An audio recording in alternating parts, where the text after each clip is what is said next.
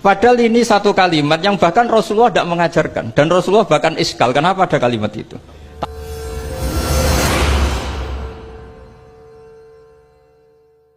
Assalamualaikum warahmatullahi wabarakatuh. Alhamdulillahirrabbilalamin. Allahumma sholli ala Muhammad wa ala ali Muhammad. Teman-teman yang dimuliakan Allah Subhanahu wa taala, jumpa lagi dengan Sapas.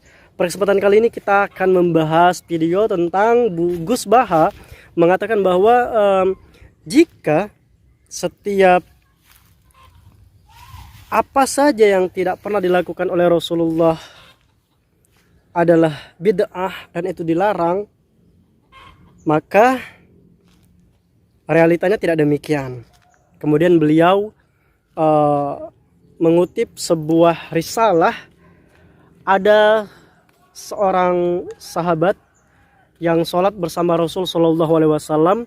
Kemudian pada saat i'tidal, bangkit dari ruku, ada sahabat yang menambahkan doa atau berdoa seperti Alhamdulillah hamdan katsiran thayyiban mubarakan fih mubarakan alaihi kama yuhibbu rabbuna wa yarda. Lalu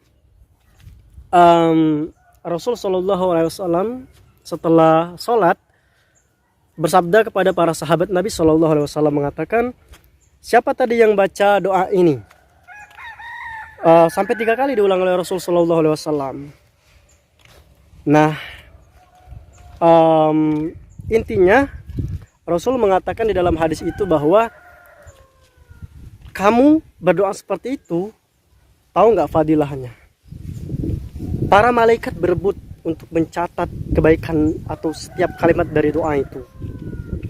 Lalu orang-orang zaman sekarang termasuk Gus Baha ini menjadikan istinbat atau istidlal berdalil ini menunjukkan bahwa apa yang tidak dilakukan oleh Rasulullah boleh dong dilakukan. Bahkan ini nih contohnya hadisnya.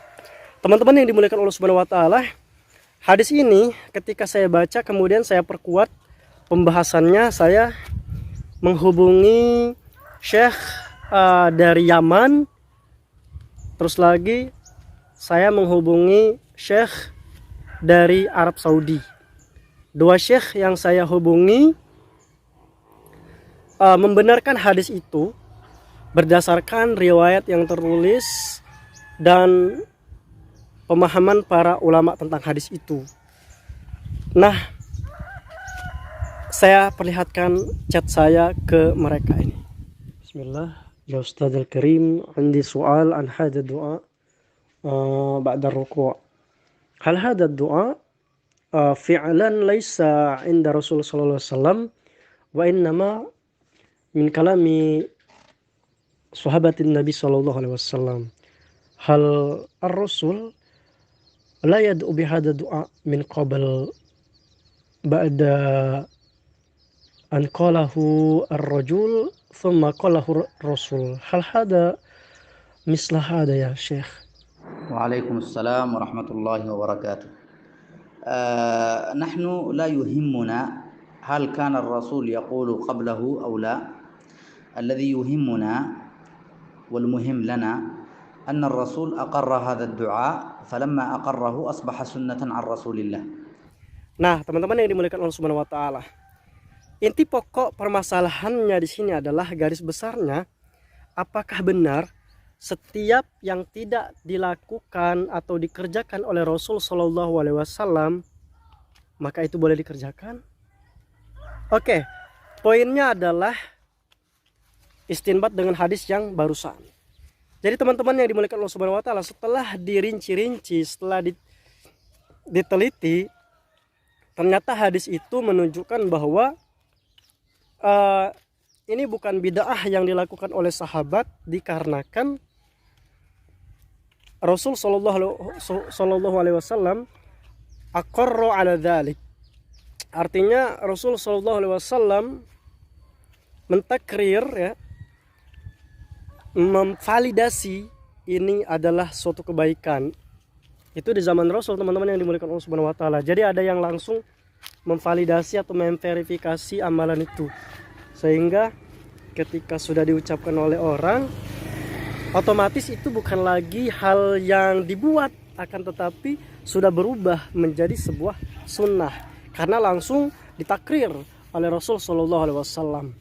Nah, bagaimana dengan perbuatan kaum muslimin pada saat ini yang mereka membuat sepeninggal Rasul Shallallahu Alaihi Wasallam, bahkan menjadikannya sebuah amalan rutin yang dikerjakan demi kebaikan.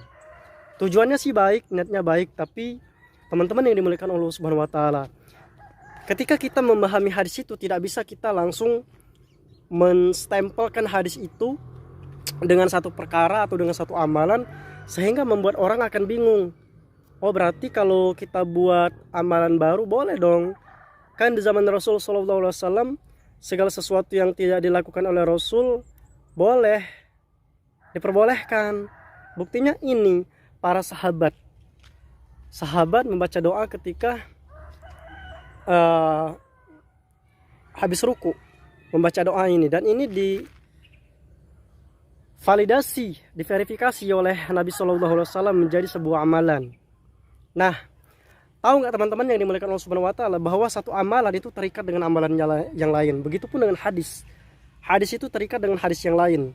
Nah, ketika Rasul Shallallahu Alaihi Wasallam tidak ada lagi di muka bumi ini, kemudian tidak ada satupun orang yang akan memverifikasi amalan seseorang yang menjadikannya boleh dilakukan atau tidak dilakukan, maka kita harus bercermin kepada sebuah hadis yang lain.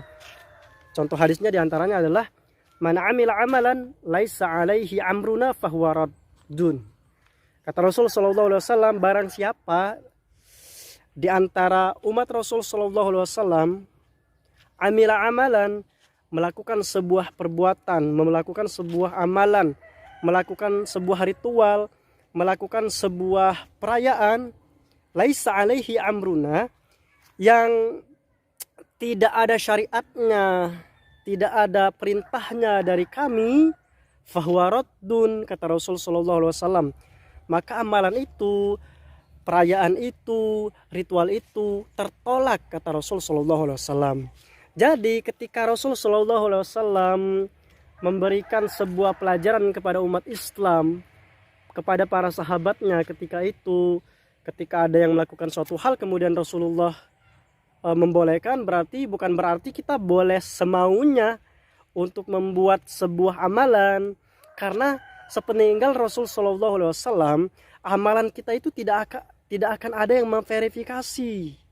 Nah, kalau seumpama seseorang membuat amalan belum diverifikasi oleh Rasul Shallallahu Alaihi Wasallam, oh ini sudah diverifikasi, sudah bagus, valid, benar, diterima, enak.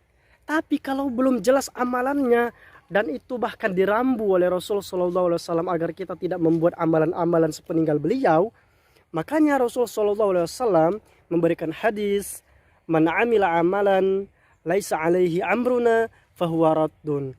Makanya tidak banyak di kalangan orang-orang yang melakukan sebuah amalan, ritual ataupun perayaan kemudian dibid'ahkan oleh sebagian ulama. Karena kenapa?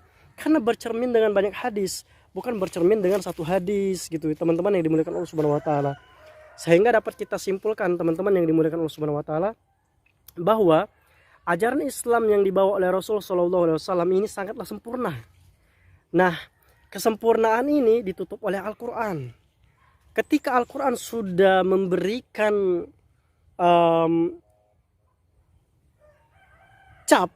memberikan cap bahwa Islam sudah sempurna, maka tidak ada haknya dan tidak ada sebuah pilihan untuk kita membuat amalan baru, perayaan-perayaan baru, apalagi sebuah ritual baru. Jadi teman-teman yang dimuliakan Allah Subhanahu wa taala, jelas ya, itu mungkin kayak Gus Baha, mungkin kekurangan beliau di sana.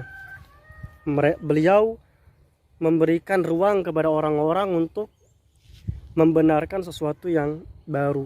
Dan kalaupun sesuatu yang baru itu dianggap bid'ah hasanah, tetap saja hati nurani itu tuh tetap tidak mau dikatakan bid'ah. Karena kenapa? Hati nurani itu tuh tetap ingin menjalankan syariat sesuai dengan perintah Allah dan Rasul sallallahu alaihi wasallam. Lalu ketika ada amalan baru kemudian dicap bid'ah, nggak mau banget. Karena kenapa? Karena ada sinkronisasi antara diri kita, fitrah kita sebagai manusia yang mengikuti amalan sesuai dengan Al-Quran dan hadis. Teman-teman yang dimuliakan Allah Subhanahu wa taala, jadi intinya adalah kalau seumpamanya kita ingin beramal atau kita ingin memikirkan sebuah amalan, maka pikirkanlah banyak dalil, pikirkanlah banyak guru. Jadi akhirnya kita tidak akan salah jalan. Oke teman-teman yang dimuliakan Allah Subhanahu wa taala, itu saja video kali ini. Kita ketemu di video selanjutnya. Assalamualaikum warahmatullahi wabarakatuh. Teman-teman, jangan lupa dukung channel ini dengan cara subscribe dan nyalakan notifikasi. Terima kasih. Dumtum bi khair.